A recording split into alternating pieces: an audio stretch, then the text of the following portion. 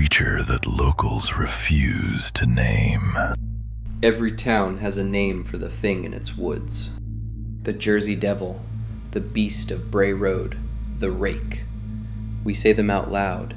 We put them on coffee mugs. We make them small. Mosswell doesn't do that.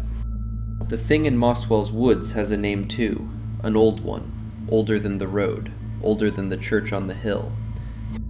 And in 300 years, no one has been foolish enough to say it twice. But the name was never the dangerous part.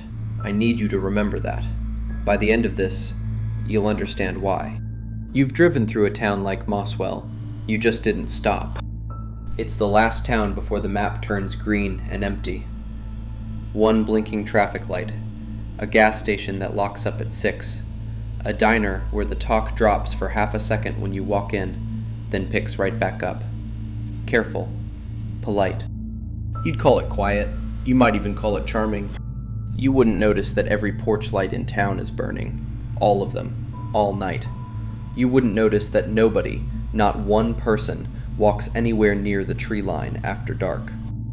And you'd miss the strangest thing of all, that Mosswell is never silent. Radios murmuring on empty porches, wind chimes on every eave, a whole town that after sundown refuses to let the quiet in. You wouldn't notice, because you weren't staying. I stayed. I came to Mosswell for a folklore project. Local legends, dying stories, the kind nobody bothers to write down anymore. I had a recorder, a notebook, and a list of questions. The first question on that list was the simple one, the one I asked everybody. What do you call it? And every single time, the room changed. The woman who ran the diner was named Ruth, 70-some years old, hands like tree roots, eyes that didn't miss a thing. She poured my coffee, sat down across from me, uninvited, and said, "You're staying up at the Vance place, so you'll follow the rules. Not, there are some rules. You'll follow them." And she laid them out, one by one, like she'd said them 10,000 times. Because she had. Rule 1. The porch light stays on, dusk to dawn. You never let it go dark, not for a single minute. Rule 2. You keep noise in the house after sundown. A radio, a record, a voice, anything at all. You do not sit in silence. Rule 3. And here she stopped pouring and looked right at me. If you're outside after dark and you hear someone call your name in a voice you know, your mother, your wife, a friend, someone who could not possibly be standing in those trees, you do not answer. You do not call back. You walk inside, you shut the door, and you do not look at the window. I started to ask why, and that's when Ruth grabbed my wrist. "That's rule 4, she said. Don't ever ask why, and don't ever, ever ask its name again." I'd like to tell you I respected that. I didn't. I'm a folklorist. A taboo is just a story with the lights off. So I kept asking, gently, sideways, buying beers, listening late. And one night, it almost worked. There was a young guy, Eli, worked the gas station, hated the town, wanted out. 3 beers in, on the porch of the Vance place, he leaned toward me, grinned, and said, "You really want to know what we call it?" I said yes. He opened his mouth, and every dog in Mosswell started barking at once. Not at us, at the trees. A dozen dogs, all over town, in the same second, all facing the same direction. Eli went white. He never finished the word. He stood up, walked to his truck, and drove home with his high beams on and his radio turned all the way up. The town polices itself. I understood that now. The name was a door, and everyone in Mosswell spent their whole life making sure it stayed shut. So I stopped asking people, and I went to the records instead. The library closed at 8. The librarian, a nervous man named Pell, let me stay later, alone, to go through the archive in the back.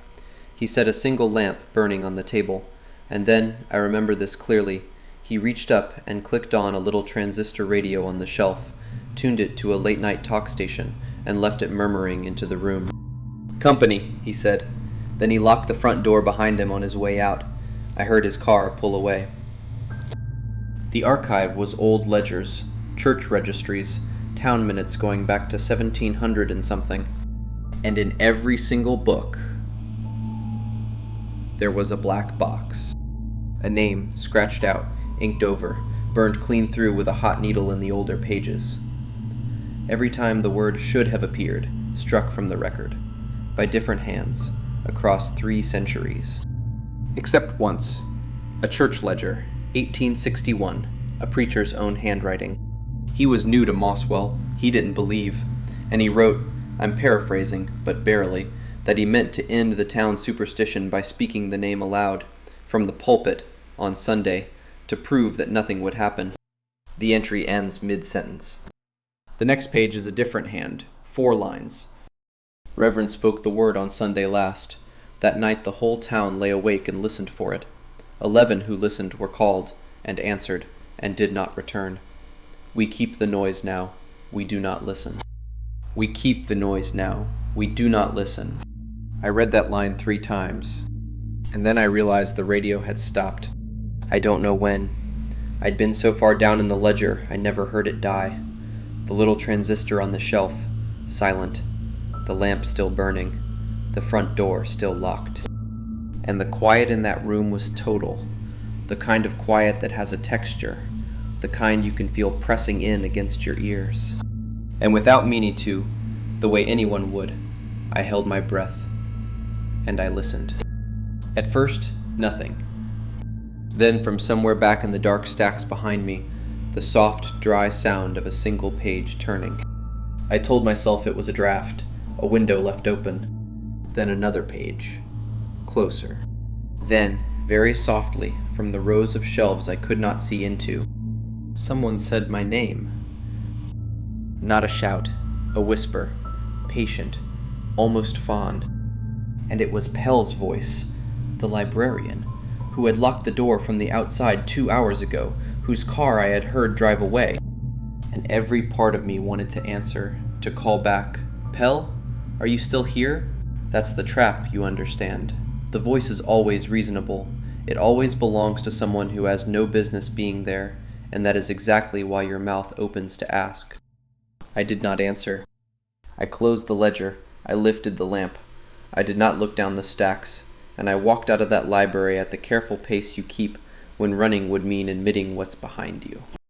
The front door was still locked, from the outside. I let myself out, and I stood on those steps with my heart slamming, and then I did the one thing Ruth had told me never to do. I looked at the tree line, and something was standing at the edge of it. Tall, far taller than it had any right to be, its head up where the low branches start, pale in the way the underside of a mushroom is pale, and perfectly still. Not the stillness of a deer, the stillness of a thing that is wearing the shape of a person, and hasn't yet remembered how a person is supposed to stand. I could not see a face. I am grateful for that. But I could see that its mouth was already open, already working. Slow, deliberate, shaping itself, getting ready, to make a sound it had taken from someone. I got into my car. I drove back to the Vance place with the radio up and both hands shaking on the wheel. And in the morning I left, and I followed every rule on the way out, and I never learned the name. I need you to understand that. I never learned it. Because by then, I finally understood the rules. All of them. And the one buried underneath all of them, the one Ruth was too frightened to say out loud. It was never about saying the name. Saying the name is only bait. It's the noise that tells the thing which direction to turn. But that's not what catches you. That's not the part that ends you. What catches you is the silence afterward. The moment you go still and hold your breath and strain into the dark to hear whether anything is coming. That listening, that specific, hungry, human way of listening, is the thing it feeds on. It does not hunt the people who speak. It hunts the ones who lean in to hear.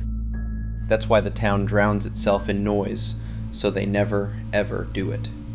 The preacher's congregation died because for one single night a whole town lay awake and listened, and I nearly joined them in the back of a library because I held my breath in a quiet room. So now I have to ask you something, and I need you to be honest with yourself. What have you been doing for the last 10 minutes? You turned the lights down, slipped the headphones in, and then you went quiet, and you leaned in, and this whole time, underneath my voice, you have been listening, straining, waiting to finally hear me say the name. That's it. That's the exact thing. That is the door, standing open. I'm not going to say the name. I never will. I followed the rules. But I'll tell you why I'm telling you any of this at all. Last night, 400 miles from Mosswell, in my own house, with my porch light off and my radio silent, because somewhere along the way I let myself believe I was finally safe. I caught myself doing it, lying in the dark, holding my breath, listening, and something outside answered, in Ruth's voice. And Ruth died 2 years ago. So here is the only thing that matters now. Don't do what I did. Turn something on, a song, a voice, anything. Fill the quiet before it fills itself.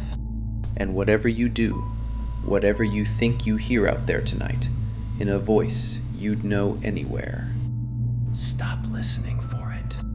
And don't answer. That's everything I know about the thing in Mosswell's woods. Everything except its name. And I intend to keep it that way. But now you know the rules too. Keep a light on, keep a little noise in the house, and no matter whose voice comes drifting out of the dark, no matter how badly you've missed them, you don't answer. Most stories let you go when they're over. This one won't.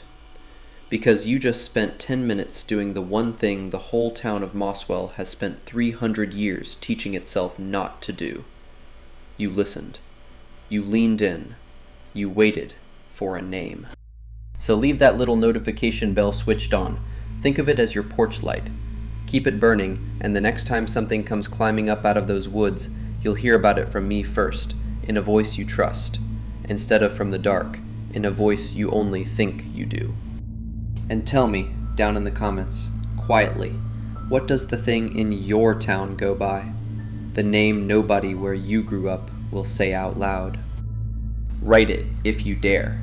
Just don't whisper it to yourself while you do. Keep the doors locked. Keep the noise on. Keep the light burning. And when it calls you tonight, and after this, it just might. Don't answer. You've been listening to the Raven Nightmare.